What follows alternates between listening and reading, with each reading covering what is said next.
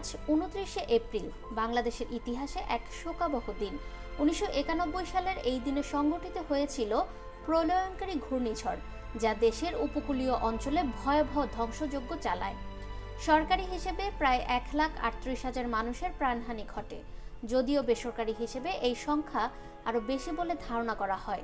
লক্ষাধিক পরিবার গৃহহীন হয়, ধ্বংস হয় লাখ লাখ গবাদি পশু, আর বিধ্বস্ত হয়ে পড়ে কক্সবাজার ও চট্টগ্রামের বিস্তীর্ণ উপকূলীয় এলাকা।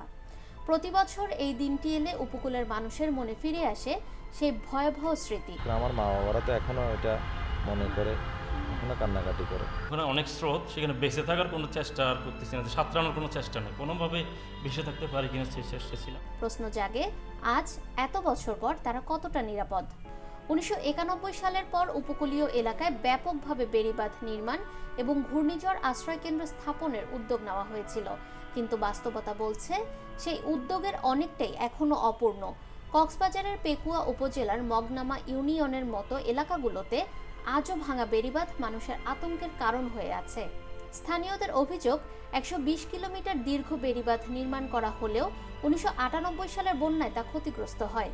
এরপর থেকে চলছে অস্থায়ী সংস্কার, ফলে বর্ষা মৌসুমে জোয়ারের পানি সহজেই ঢুকে পড়ে গ্রামে, ভাসিয়ে নিয়ে যায় ঘরবাড়ি ও ফসলি জমি। যে কোনো সময় জলোচ্ছ্বাসে সবকিছু ভেসে যাওয়ার শঙ্কা বর্ষায় তাদের নিত্যসঙ্গী। ঘূর্ণিঝড় মোকাবেলায় আশ্রয়কেন্দ্র অত্যন্ত গুরুত্বপূর্ণ হলেও এক্ষেত্রেও রয়েছে বড় ঘাটতি। জেলার বিভিন্ন উপজেলায় নির্মিত ৫৩৪টি আশ্রয়কেন্দ্রের মধ্যে অন্তত ১৫৪টি বর্তমানে ব্যবহার অনুপযোগী হয়ে পড়েছে।